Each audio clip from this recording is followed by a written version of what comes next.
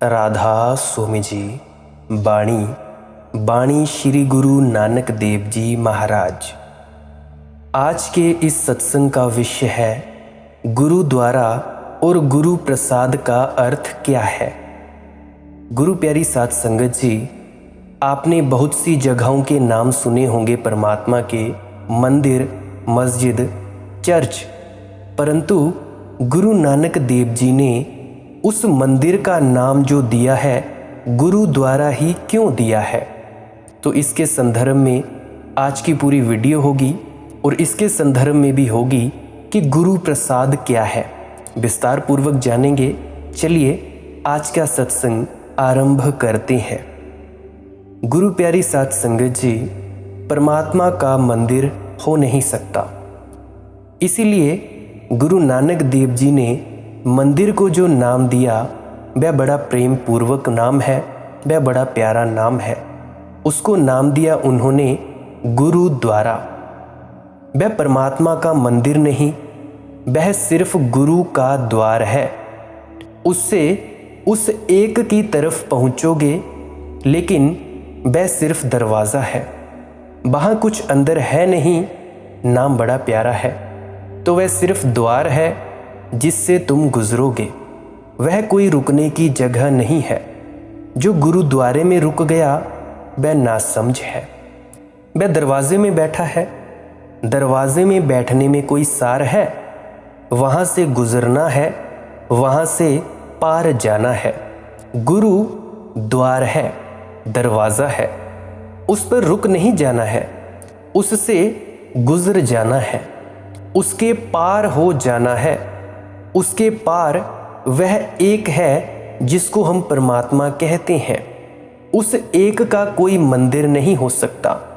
और गुरु नानक देव जी कहते हैं, अगर प्रणाम ही करने का भाव उठा है, अगर सच में ही प्रणाम करने की भावना जग गई है, हृदय राजी है प्रणाम करने को, तो उस एक को ही प्रणाम करो। लोक लोक उसका आसन है, इसीलिए उसका कोई मंदिर हो नहीं सकता।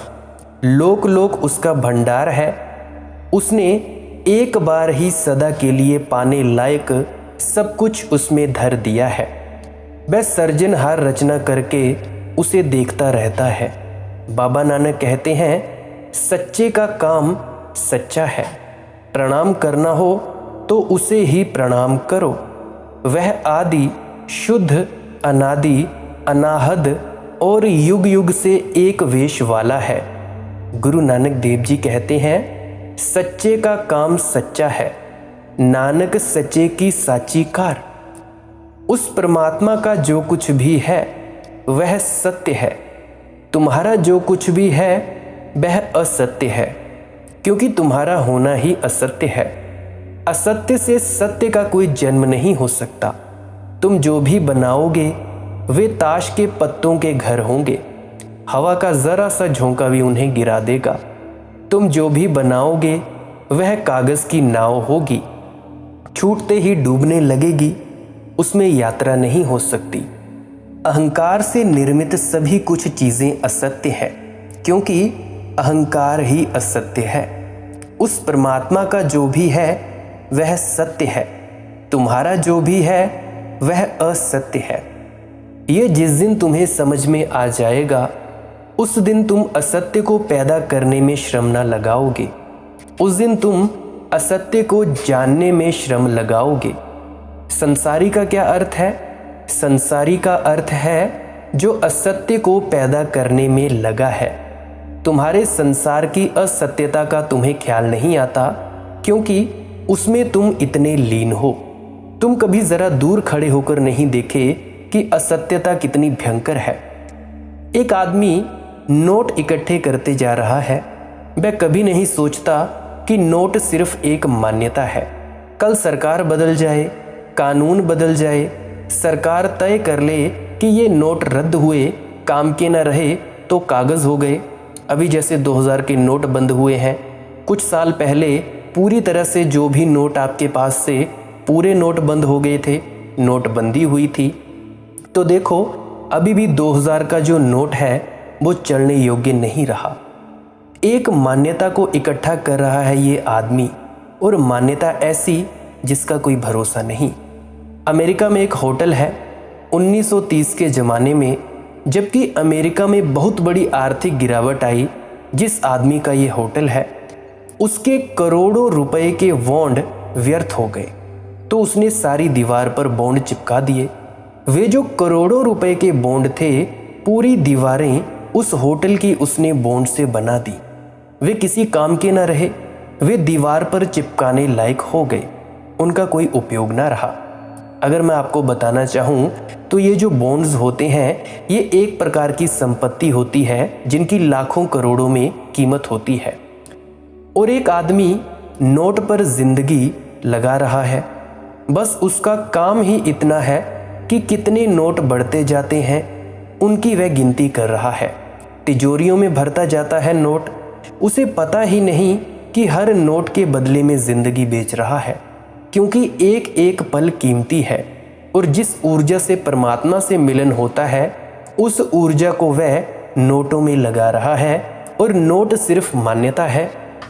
हजारों तरह की मान्यताएं रही दुनिया में, हजारों तरह के सिक्के रहे। मैक्सिमम लोग इस सदी के प्रारंभ तक कंकड़ पत्थरों को सिक्के की तरह उपयोग करते थे। कंकड़ पत्थर ही से काम हो जाता था, क्योंकि मान्यता की बात है। तुम कागज़ का उपयोग कर रहे हो, कंकड़ पत्थर कागज़ से तो ज़्यादा कीमती है। सोना मान्यता के कारण सोना है। अगर दुनिया की हवा बदल जाए, कभी भी बदल सकती है। लोग सोने की कीमत ना दें, लोहे की कीमत देने लगें, तो तुम लोहे के श्रृंगार कर लोगे, लोहे को अपने गले में डालना शुरू कर देंगे। कौमें हैं अफ्रीका में जो हड्डियों की कीमत करती है, सोने की कीमत नहीं करती, तो हड्डियों को गले में लटकाए हुए हैं। सोना फिजूल है। तुम उनसे कहो कि सोने को लटका लो, वे राजी नहीं है। मान्यता का खेल है, और उस मान्यता के लिए तुम जीवन गंवा देते हो। लोग प्रतिष्ठा दें, तुम्हें इज्जत दें, इसके लिए तुम जीवन गंवा देते हो। मेरे मित्र हैं हुसन सिहाल, पहले तो वे किसी ज़्यादा खास प्रतिष्ठा में पड़े नहीं थे, पर अभी वे चाहते हैं एक दूसरे मित्र को देखकर कि भाई मुझे भी दुनिया इस तरह से देखे, मुझे भी दुनिया उसी दूसरे मित्र की तरह प्रतिष्ठा दे। मुझे भी जैसे भी मैं आऊँ, किसी सड़क पर या किसी डेरे में जाऊँ या किसी सेंटर में जाऊँ, तो लोग मेरे इर्द गिर्द खड़े हो जाएं और मुझे इज्जत और मान सम्मान दें। पहले तो वे ठीक थे, पर जब से एक दूसरे मित्र मिले हैं उनसे, तब से उनका यही हाल हो गया है। उनका सारा आध्यात्मिक जीवन खराब हो चुका है। कहने को तो वे कहते हैं कि भाई मैं आध्यात्मिक हूँ, मुझे गुरु की बड़ी दया मेहर है, परंतु उनका अब सिर्फ एक ही मकसद रह गया है कि प्रतिष्ठा दें लोग मुझे और मैं पैसा ज़्यादा से ज़्यादा कमाऊँ। तो देखो, इस थोथी प्रतिष्ठा के लिए जिंदगी और जीवन गंवा देते हो तुम सब। लोगों की प्रतिष्ठा का क्या अर्थ है? कौन है ये लोग जिनकी प्रतिष्ठा के लिए तुम दीवाने हो? ये वही लोग हैं जो तुम्हारी प्रतिष्ठा के लिए दीवाने हैं। इनकी कीमत क्या है? नासमझों से अगर प्रतिष्ठा मिल जाए तो इससे तुम्हें क्या मिलेगा? और नासमझ भीड़ का कोई हिसाब है? विंस्टन चर्चिल अमेरिका गया, एक सभा में बोला। बड़ी भीड़ थी, हाल खचाखच भरा था। सभा के बाद एक महिला ने उससे कहा, आप ज़रूर प्रसन्न होते होंगे, जब भी आप बोलते हैं हाल खचाखच भरा होता है। विंस्टन चर्चिल ने कहा, जब भी मैं हाल को खचाखच भरा देखता हूँ, तब मैं सोचता हूँ कि अगर मुझे फांसी लग रही होती तो कम से कम 50 गुना ज़्यादा लोग मुझे देखने आए होते। इन लोगों का क्या भरोसा, ये मुझे ताली बजाने आए हैं, ये मेरी फांसी देखते वहाँ भी ताली बजाते। तो जब भी मैं देखता हूँ कि हाल खचाखच भरा है, तो पहले मैं सोच लेता हूँ ये वे ही लोग हैं कि अगर मुझे फांसी भी लग रही हो तो भी देखने आएंगे और मज़ा लूटेंगे, और अपने बच्चों को भी लाएंगे कि चलो देखाओ। ऐसा अवसर फिर आए ना आए, इनका कोई भरोसा नहीं है। वे ही चेहरे जब तुम गिरे रह जाओगे तब भी ताली बजाएंगे, वे ही चेहरे जब तुम उठ खड़े हो जाओगे तब भी ताली बजाएंगे। इन चेहरों को देखकर, इनकी गिनती करके, इनका मत मानकर तुम कहाँ पहुँच जाओगे? ये तुम्हारे साथ है इससे क्या साथ मिलता है? ये तुम्हें सिर पर भी उठा लें तो इनका मूल्य क्या? इनकी ऊंचाई कितनी है?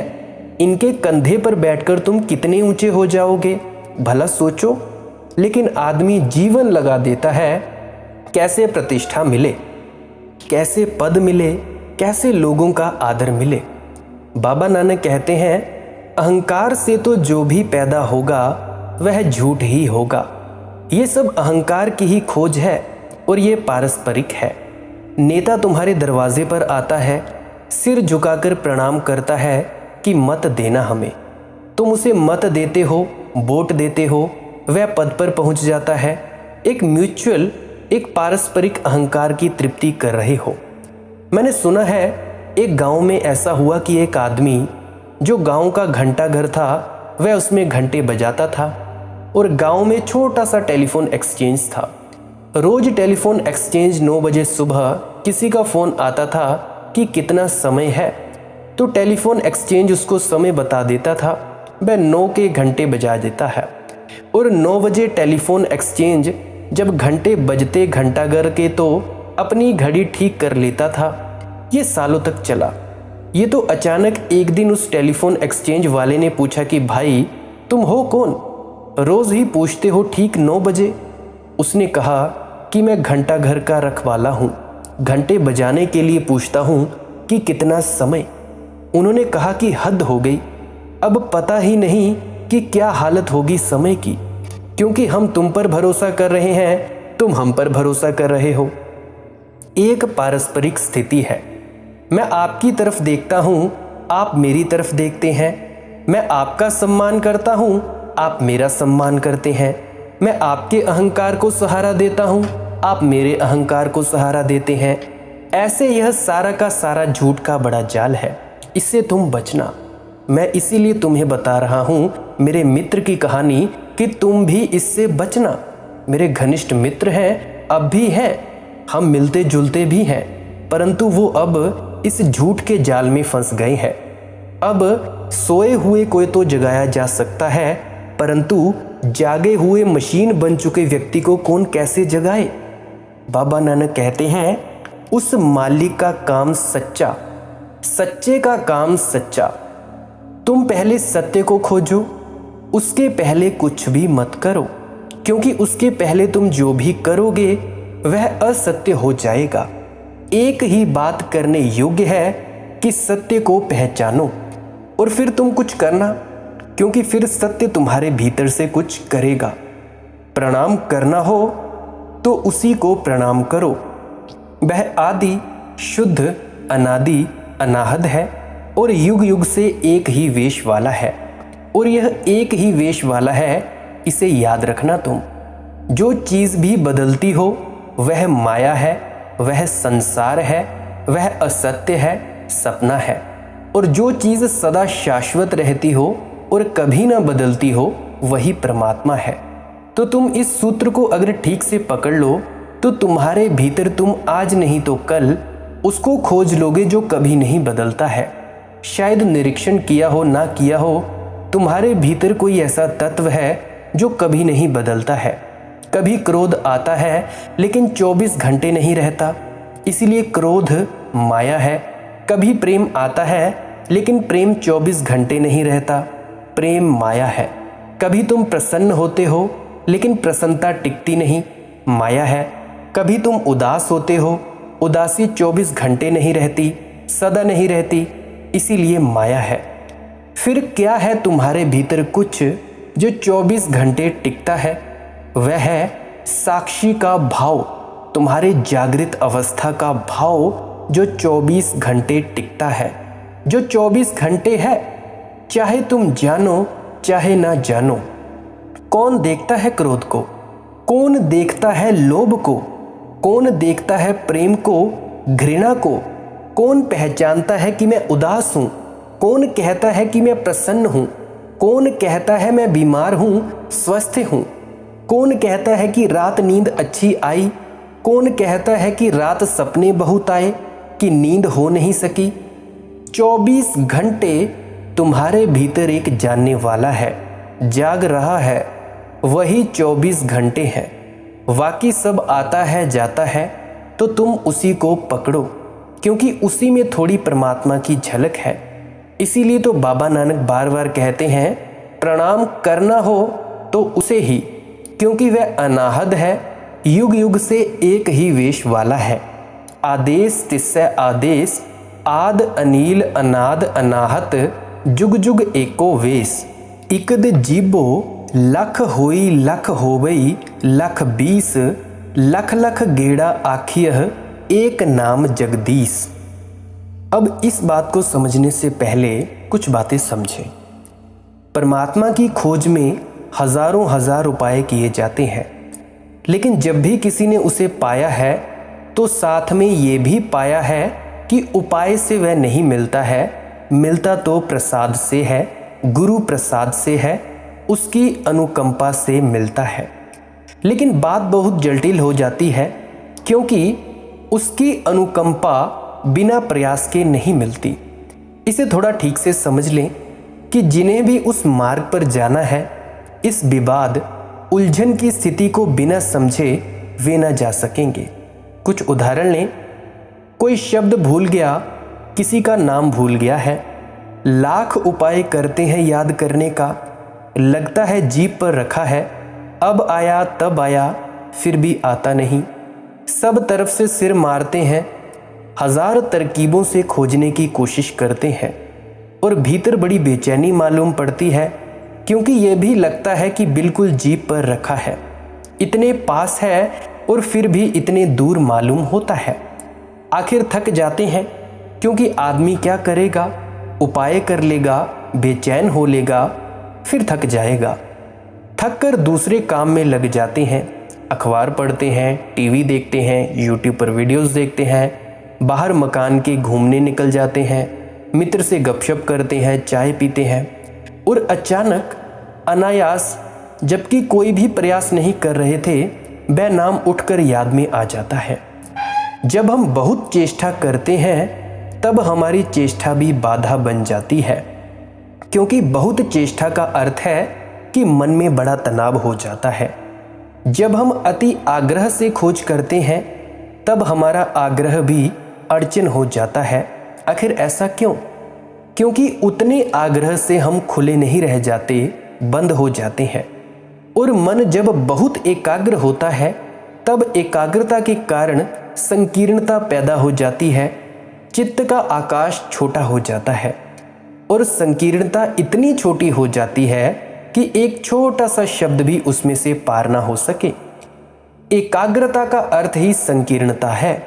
जब तुम चित्त को एकाग्र करते हो तो उसका अर्थ है सब जगह से बंद और केवल एक तरफ खुला हुआ, एक छेद भर खुला है जिससे तुम देखते हो, बाकी सब बंद कर लिया, तभी तो एकाग्रता होगी। जैसे किसी आदमी के घर में आग लगी हो तो उसका मन घर की आग पर एकाग्र हो जाता है। उस समय पैर में जूता काट रहा है, इसका पता न चलेगा। उस समय किसी ने उसकी जेब में हाथ डालकर रुपए निकाल लिए, इसका पता न चलेगा। उस समय कुछ भी ना पता चलेगा। उस समय वह आग बुझाने में लगा है, हाथ जल जाएगा तो भी पीछे पता चलेगा। चित्त एकाग्र है, सारी शक्ति आग पर लगी है, सब भूल गया। एकाग्रता का अर्थ संकीर्णता है। जब तुम प्रयास कर रहे हो किसी एक चीज को पाने का, एक नाम ही याद नहीं आ रहा है, तब तुम्हारा चित्त एकाग्र हो जाता है। एकाग्र होते ही संकीर्ण हो जाता है, छोटा हो जाता है।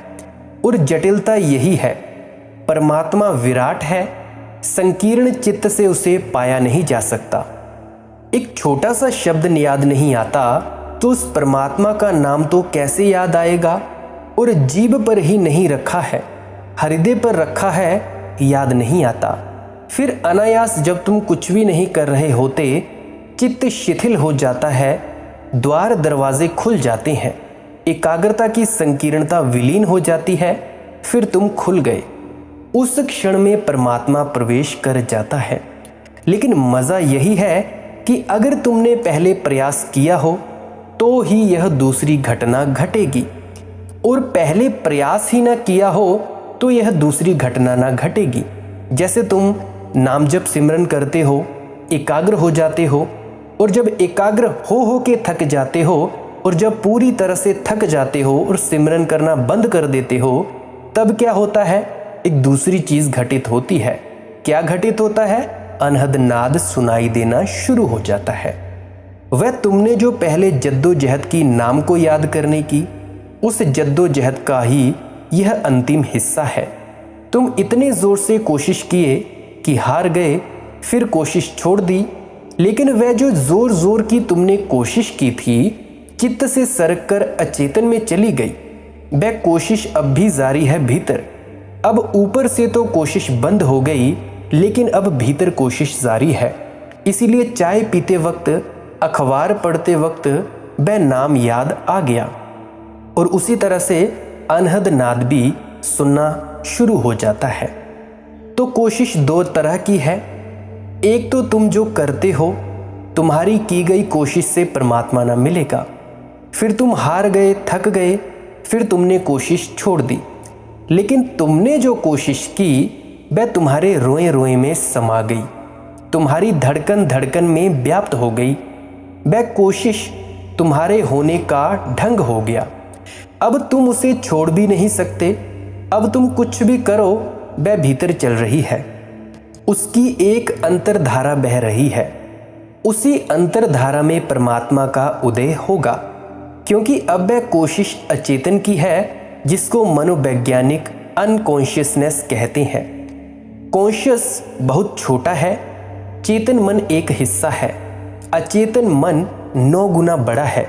तो चेतन मन का एक दरवाज़ा है, अचेतन के 9 दरवाजे हैं। जैसे ही, ऐसे समझो जैसे बर्फ का एक टुकड़ा पानी में तैर रहा हो, तो एक हिस्सा ऊपर होता है, 9 हिस्से नीचे डूबा होता है। जब तुम चेतन से कोशिश करते हो, तब तुम्हें कुछ लाभ ना होगा। लाभ यही होगा परोक्ष, कि चेतन की कोशिश जब आखिरी सीमा पर आ जाएगी और तुम थक जाओगे, तब तुम तो कोशिश बंद कर दोगे, लेकिन कोशिश अचेतन में जारी रहेगी। तुम तो छोड़ दोगे, अचेतन अब छोड़ने वाला नहीं है। इसका अर्थ यह हुआ कि चेतन की कोशिश धीरे धीरे अचेतन की कोशिश बन जाती है, और जब अचेतन की कोशिश बन जाती है, तब जप अजपा हो गया। जो भी जप करेंगे, अब तुम्हें जप करना नहीं पड़ता, अब हो रहा है, अब भीतर चल रहा है। तुम बाजार जाओ, दुकान पर बैठो, काम धंधा करो, सो जाओ, तो भी जप चल रहा है, क्योंकि अब अचेतन में प्रविष्ट हो गया। अब तुम्हारे राय रत्ती, तुम्हारे कण कण में वही धुन बज रही है। तुम्हें भी सुनाई ना पड़े, लेकिन बज रही है। चेतना का इतना ही उपाय है, वह अचेतन तक पहुंचा दे। किसी दिन विस्फोट होगा और अचानक परमात्मा सामने तुम पाओगे, तब तुम्हें लगेगा उसकी अनुकंपा से मिला, गुरु प्रसाद से मिला। क्योंकि तुमने तो खोज भी छोड़ दी थी, तुमने तो प्रयास भी न किया था, तुम तो थक कर हार भी चुके थे, तुम तो कभी के रुक गए थे और मंजिल आ गई तो तुम्हारे चलने से तो नहीं आई, क्योंकि जब तक तुम चलते रहे तब तक तो आई ही नहीं। फिर तुम तो रुक गए, तुमने तो यात्रा ही बंद कर दी, और अचानक तीरथ सामने आ गया। यात्रा बंद करते ही सामने आ गया, तो स्वभावतः तुम्हें लगेगा कि उसकी अनुकंपा से हुआ। सभी पहुंचने वाले को लगा है कि उसकी अनुकंपा से हुआ, गुरु प्रसाद से हुआ। तो एक तो कारण ये है, लेकिन पहले चेतन से पूरी कोशिश कर लेनी है। तुम ये मत सोचना जब उसकी अनुकंपा से ही होना है, उसके गुरु प्रसाद से ही होना है, तो हम क्यों कुछ करें। जब होना ही उसकी कृपा से है, तो जब होना होगा हो जाएगा, हम क्यों झंझट में पड़े। तब कभी भी ना होगा, ये बात याद रखना। तुम लोग कहते हो बाबा जी आप ही करवाएंगे भजन सिमरन, आप ही सब कुछ करेंगे, तो ऐसा नहीं है। पहले तुम कोशिश करो, फिर जो होगा वो होगा। और एक बात और ध्यान में रखना, अगर तुमने सोचा कि हमारी ही चेष्टा से होना है, इसीलिए हम चेष्टा से कभी भी बंद ना होंगे, हम चेष्टा जारी रखेंगे, तब भी नहीं होगा। तुम्हारी चेष्टा और उसकी गुरु कृपा, गुरु प्रसाद का जहाँ मिलन होता है, वहाँ तुम्हारी चेष्टा तो शांत हो गई होती है, उसकी अनुकंपा गुरु प्रसाद ही रह जाता है। तुम तुम्हारे चेतन तक सीमित हो, अचेतन में वही छिपा है। तुम तुम्हारे चेतन मन और विचार की सीमा में बंद हो, उससे गहरे में वही बैठा है, वह मिला ही हुआ है। लेकिन चेतन और अचेतन के बीच का दरवाज़ा तोड़ना तुम्हारी कोशिश से होगा और मिलने की प्रतीति गुरु प्रसाद से होगी। जिन्हें खोजना है उन्हें पूरी खोज करनी पड़ेगी और खोज छोड़नी भी पड़ेगी, लेकिन पूरी करके ही छोड़ना। बीच में छोड़ा तो व्यर्थ है, क्योंकि जब तुम्हारी खोज पूरी हो जाती है और तुमने अपने को दांव पर पूरा लगा लिया, कुछ बचाया नहीं, उसी क्षण में जो चेतन की खोज थी वह अचेतन में प्रवेश कर जाती है। वही सीमा है। वहाँ तुम्हारे होश की दुनिया समाप्त हुई, वहाँ तुम समाप्त हुए, तुम्हारा अहंकार समाप्त हुआ। नींद में तुम्हारा कोई अहंकार क्या होता है? नींद में तुम्हारी कोई भी तो अकड़ नहीं रह जाती।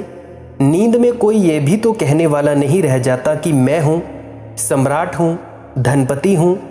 नींद में मैं बिल्कुल खो जाता है। ठीक ऐसे ही अचेतन में तुम्हारे मैं का कोई स्वर नहीं रह जाता। मैं चेतन मन के बीच बनी हुई घटना है। प्रयास से मैं टूटेगा, क्योंकि जब तुम थकोगे तब अहंकार विसर्जित हो जाएगा। अहंकार विसर्जित होते ही अचेतन के द्वार खुल गए और अचेतन के द्वार ही परमात्मा के द्वार हैं। वहीं से कोई पहुंचा है, लेकिन तब वहां तुम तो हो नहीं कहने को कि मैं हूं। इसीलिए जब भी उपलब्धि होगी तुम कहोगे उसकी कृपा, गुरु प्रसाद, उसकी अनुकंपा। इससे एक और भ्रांति पैदा होती है। इससे ये भ्रांति पैदा होती है कि क्या किसी पर उसकी ज़्यादा कृपा और किसी पर उसकी कम कृपा है, क्योंकि अगर उसी की कृपा से होता है तो किसी को हो रहा है और इतनों को नहीं हो रहा है, तब तो बड़ा अन्याय है।